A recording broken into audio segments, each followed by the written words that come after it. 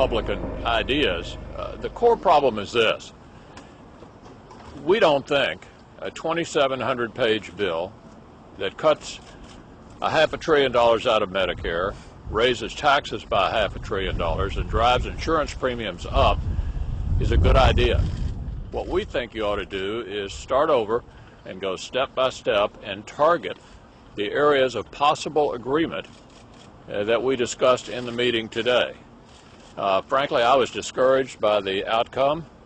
I think it's pretty clear that the majority, including the President, want to continue with basically the Senate bill, which has even been made more expensive based on the President's recommendations that were put on the Internet a couple of days ago.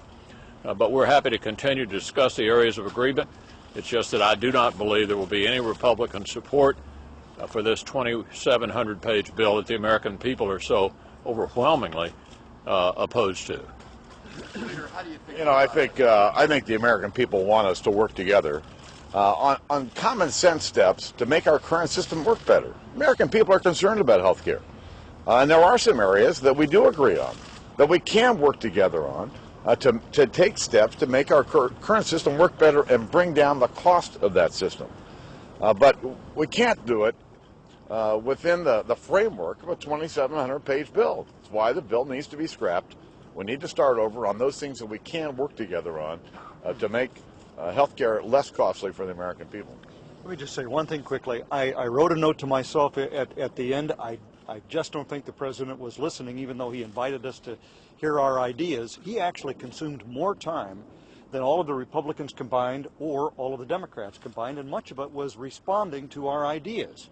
So it wasn't a matter of just inviting us down to listen to our ideas. He wanted to argue with us. And there's a reason for it. There's some fundamental differences of opinion. I respect his. I think he indicated he respected ours. But it's not going to be possible with that kind of an approach to come together within the time frame that he indicated if you insist, as Senator McConnell just said, on starting with this 2,700-page bill and then tweaking it to adopt some of our ideas.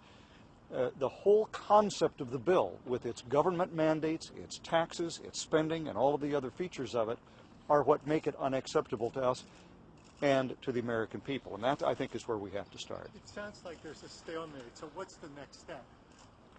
Well, you've heard what we recommend, that we scrap this bill and start over.